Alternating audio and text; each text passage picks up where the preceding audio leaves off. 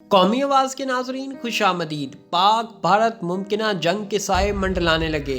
مودی چائے والے نے اپنی کرسی بچانے کے لیے بھارتی سالمیت کو ہی داؤ پر لگا دیا۔ پاکستان نے بھارت کو ایسا پیغام پہنچا دیا جس کے بعد سے بھارتی قیادت بوکھلاہٹ کا شکار ہے۔ جنگ کی صورت میں جوہری طاقت رکھنے والے ممالک کی لڑائی کی حکمت عملی کیا ہے؟ ترک صدر طیب اردگان نے پاکستان کو کون سی بڑی پیشکش کر دی؟ پاکستان کیسے پاک بھارت جنگ میں اب انتہائی مضبوط ہو چکا ہے؟ حملے کی صورت میں جنگ کب اور کہاں سے شروع ہوگی؟ پاک فوج نے کون سا اہم ترین اعلان کر دیا جس نے بھارتی فوج پر لرزہ طاری کر دیا؟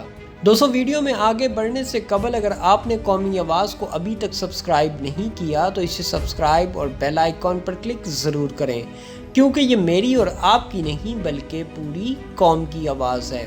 دوستو، اس وقت ایشیا کا خطہ کسی بھی خطرناک جنگ کا فلیش پوائنٹ بن چکا ہے۔ اب جنگ یورپ، افریقہ یا مغربی خطے پر نہیں ہوگی، بلکہ جب بھی جنگ ہوئی اس کا مرکز ایشیا ہی ہوگا۔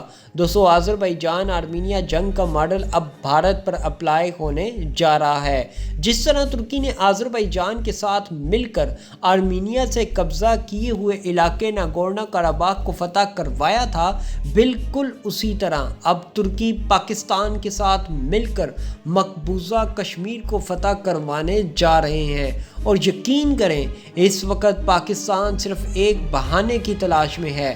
جس دن بھارت نے پاکستان پر جنگ مسلط کی، وہی بھارت کی آخری غلطی ثابت ہوگی، جس کا خمیازہ اس کو کشمیر کی صورت میں بھگتنا پڑے گا۔ ترکی پاکستان کو وہی ڈرون دینے جا رہا ہے جو اس نے آذربائیجان جنگ میں استعمال کیے ہیں۔ انہی ڈرونز کی بدولت ہی آرمینیا کو شکست دینے میں مدد ملی تھی۔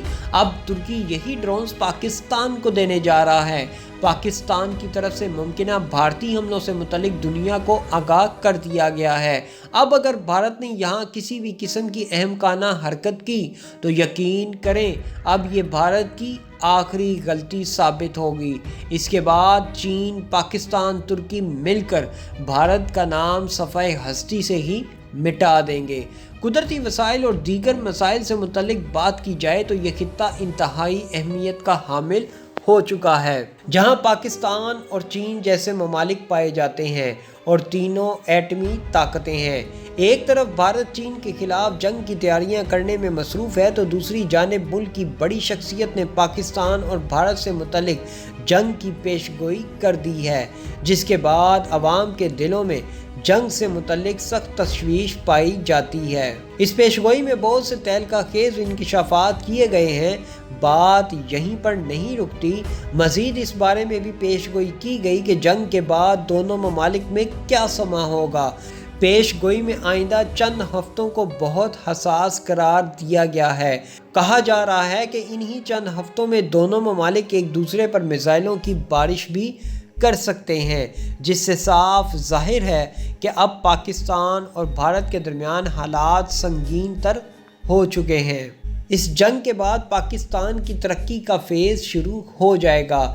یہ بھی بتایا گیا کہ ابھی حال ہی میں ایک معروف روحانی سکالر نے گفتگو میں اشارہ دیا کہ پاک بھارت جنگ کا خطرہ سر پر منڈلا رہا ہے، جبکہ چند ہفتوں میں معاملہ خاصا سنگین ہو چکا ہے۔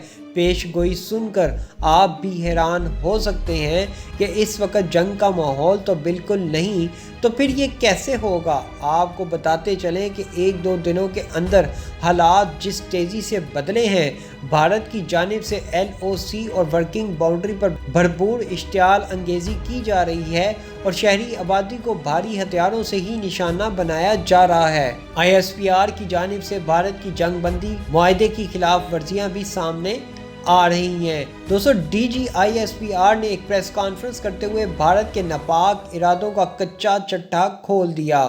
انہوں نے بتایا کہ کس طرح بھارت پاکستان میں دہشت گردی کو بڑھاوے دے رہا ہے اور اس مقصد کے لیے کن تنظیموں کو فنڈ دیے جا رہے ہیں۔ روحانی پیشواؤں کا کہنا ہے کہ جنگ کی خواہش نہیں کرنی چاہیے، مگر یہ پاک بھارت جنگ پاکستانی قوم کو جھنجھوڑنے کا باعث بنے گی اور اس کے بعد پاکستان کی ترقی کا فیز 2 شروع ہو چکا ہوگا۔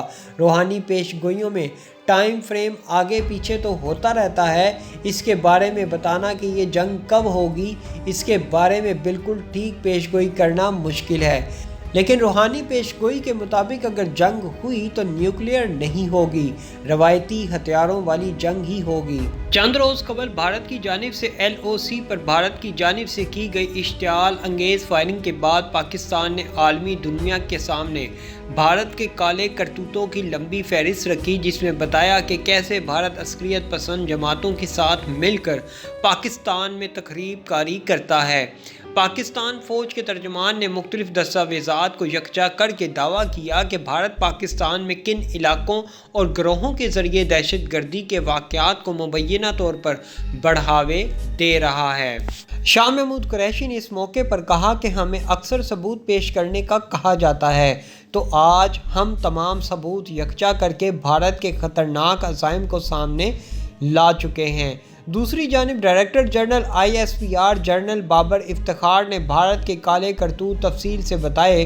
انہوں نے بتایا کہ بھارت نے ان تمام دہشت گرد تنظیموں کو فوراً سے قبول کر کے اپنا حصہ بنا لیا جن کی جڑیں پاکستان سے اکھاڑ دی گئی تھیں۔ انہوں نے کہا کہ بلوچستان میں بلوچ لبریشن آرمی BLA کے عسکریت پسندوں کے ذریعے صوبے میں شورش پیدا کرنے کی کوشش کی جاتی رہی ہے اور اب بھی جاری ہے۔ کراچی میں الطاف حسین کی جماعت سے منسلک عسکریت پسندوں کو اسلحہ دے کر بھارت کی جانب سے ان گروہوں کی مالی اعانت کی جاتی رہی۔ میجر جنرل بابر افتخار نے کہا کہ بھارت تمام تر دہشت گرد گروہوں سے روابط قائم کر کے پاکستان کے خلاف دہشت گردوں کا ایک مشترکہ اتحاد بنا رہا ہے، جن میں قوم پرست جماعتوں سے منسلک پاکستان مخالف گروہ بھی شامل ہیں۔ دوسری جانب تحریک طالبان پاکستان کی جماعت الاحرار اور حرکت الانصار سے اگست 2020 میں دوبارہ اتحاد بننے کے بعد بھارت اب ان کا ایک مشترکہ اور وسیع اتحاد بنا رہا ہے، جس میں کالعدم کیے گئے Balochistan liberation army, Balochistan liberation front اور بلوچستان ریپبلکن آرمی سے منسلک علیحدگی پسند گروہ بھی شامل ہیں۔ یہ تمام بلوچ علیحدگی پسند گروہ وہ ہیں جو 2018 میں بننے والی بلوچ راجے اجوئی سانگڑ BRASA کا حصہ ہیں۔ انہوں نے دعویٰ کیا ان تمام تر گروہوں کی حمایت کرنے والا اور ماسٹر پلانر افغانستان کے سفارت خانے میں موجود بھارتی انٹیلیجنس افسر کرنل راجیش ہے۔ انہوں نے کہا اس بات کی تصدیق بیشتر دیگر ثبوتوں کے علاوہ فارسی میں لکھے ایک خط سے ہوئی، جس سے پتہ چلا کہ کرنل راجیش نے ان کالعدم گروہوں کے کمانڈروں سے 4 مرتبہ رابطہ کیا، جس کے دوران کراچی، لاہور اور پشاور میں نومبر اور دسمبر کے ماہ میں دہشت گردی کی سرگرمیوں میں اضافہ ہو سکے۔ پاکستانی فوج کے ترجمان نے کہا کہ بھارت انٹیلیجنس ایجنسی پاکستان کا دہشت گرد تنظیم داعش کے ساتھ تعلق جوڑنے کے لیے داعش پاکستان کے نام سے تنظیم بنانے کی تگ و دو میں مصروف ہے۔ انہوں نے دعویٰ کیا کہ حال ہی میں بھارت سے بھارتی داعش کے 30 مسلح اہلکاروں کو پاک افغان سرحد کے نزدیک موجود کیمپوں میں منتقل کیا گیا۔ فوج کے ترجمان نے دعویٰ کیا کہ بھارت نے پاک چین اقتصادی راہداری کو ناکام بنانے کے لیے 700 دہشت گردوں کی ایک گروہ کے لیے مالی اعانت کر کے بلوچستان میں دہشت گرد حملے کرانے کا پلان بنایا۔ اسی طرح انہوں نے مزید دعویٰ کیا کہ بھارت بلوچستان میں دہشت گردوں کی مالی اعانت انسانی حقوق کی تنظیم کے ذریعے کرتا رہا ہے۔ انہوں نے مزید کہا کہ سرفراز مرچنٹ اور طارق میر کے اعترافی بیان سے پتہ چلا کہ بھارتی intelligence agency Altaf Hussain group کی مالی مدد کرتا تھا۔ یہ مالی مدد 2 کمپنیوں کی مدد سے ہوتی تھی، جن میں JVJT اور پارس جیولری گروپ شامل ہیں۔ ان دونوں کمپنیوں کی طرف سے جاری کردہ $32 لاکھ کے ثبوت فوج کے پاس موجود ہیں۔ دوسری جانب انہوں نے دعویٰ کیا کہ حالیہ دنوں میں دہشت گردی میں ملوث 6 گروہوں کا پتہ چلا ہے جو رواں سال 29 جون کو پاکستان اسٹاک ایکسچینج پر ہونے والے حملے میں ملوث تھے اور خودکش بمباری میں استعمال ہونے والی جیکٹس مختلف دہشت گردی میں ملوث گروہوں تک پہنچانے کا کام کرتے تھے۔